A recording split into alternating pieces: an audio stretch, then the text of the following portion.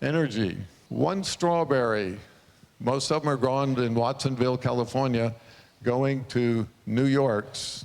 One, not strawberry, but actually 1 calorie of strawberry requires 435 calories of energy to grow it, package it, and ship it, and get it to the distributor, the wholesaler, the retailer, and get it into your home. Localization is what's sustainable, not this great shipping of food. For every calorie used in conventional agriculture to grow corn, 3.85 calories of food energy are grown. That's with normal conventional techniques, but with biointensive growing, 63 calories of corn are produced per 1 calorie expended. It's 16 times more calories.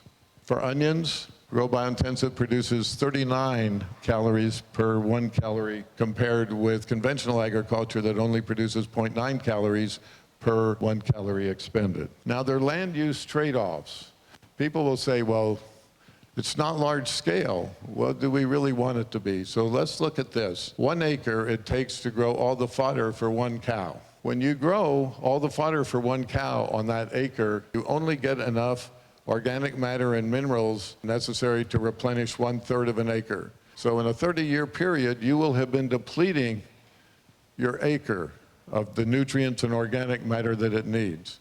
Another way we could use that acre is we could produce 40 gallons of ethanol. That's enough for 2 tanks of gasoline annually. It's not an effective use. It's why China decided not to grow crops for energy.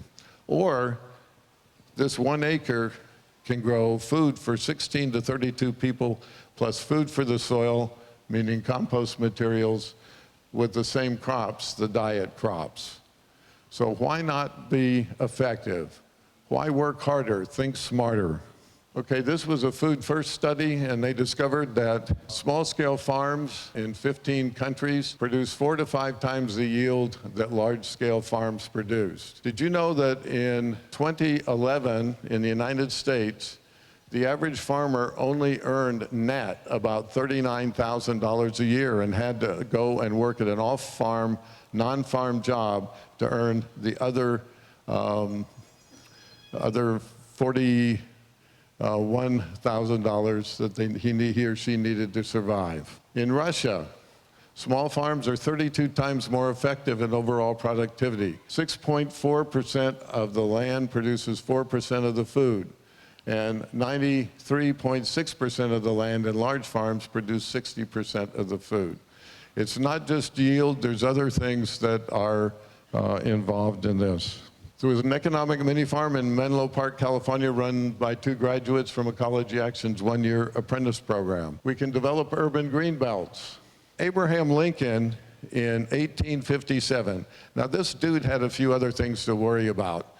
And what he discovered, he figured out what the carrying capacity agriculturally was of the United States at the time. He said, before long, the most valuable of all arts will be that of deriving a comfortable subsistence from the smallest area of land. He went on to say, anyone who does this will be independent of bankers, real estate agents, and politicians. Seems to be a recurring theme. Most of the world's soils are demineralized, and they contain little organic matter unless these elements have been imported. We'll return to this theme in a moment, but both the organic matter and the minerals are being imported. So organic farming is 50 to 84% not sustainable. It's a major step in the right direction, but it's only 1 step out of 4. And what we have to do is we're going to have beyond organics, closed loop organics. Globally, we're desertifying soils in so many different ways. There may be as little as 23 years of farmable soil left in the world. Now, it looks to me like most of you here are already past the 23-year-old point. And maybe the median here is more like 46 years. So what we're talking about, in less than half the time that you've been alive, there may not be any farmable soil in the world. What this means is no food in Bombay, no food in San Francisco, no food in Paris. We don't want to look at this. Nobody's going to tell you about that. But I've been studying this for 45 years, and I can tell you that this is based on an academic study.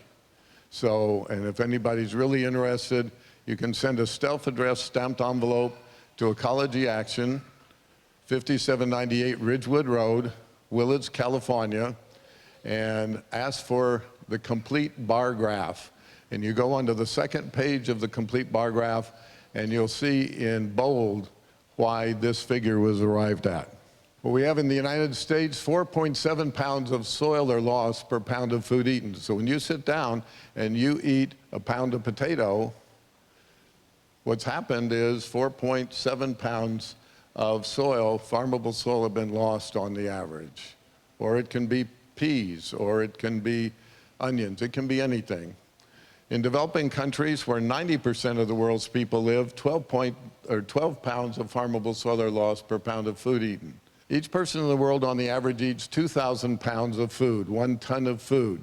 So what this means is in the United States, the average person is indirectly depleting 4.7 tons. In developing countries, it's 12 tons of farmable soil per person. In China, 18. In California, it's 24 pounds. Do you realize that this is 1 inch every 7 years being lost? It's our most precious resource, farmable soil. It has the potential to grow up to 6 inches of farmable soil in little as 50 years, and we've now found a way in which it may be able to do it in just 25 years. That's useful because there's only about 25 years worth of farmable soil left in the world. So let's get started now. That's why it's saying farming for the future and gardening for the future now. On the average around the world and in the US, it takes 3,000 years to grow 6 inches of farmable soil. And in California, it takes 12,000 years because of the parent material and because of our climate.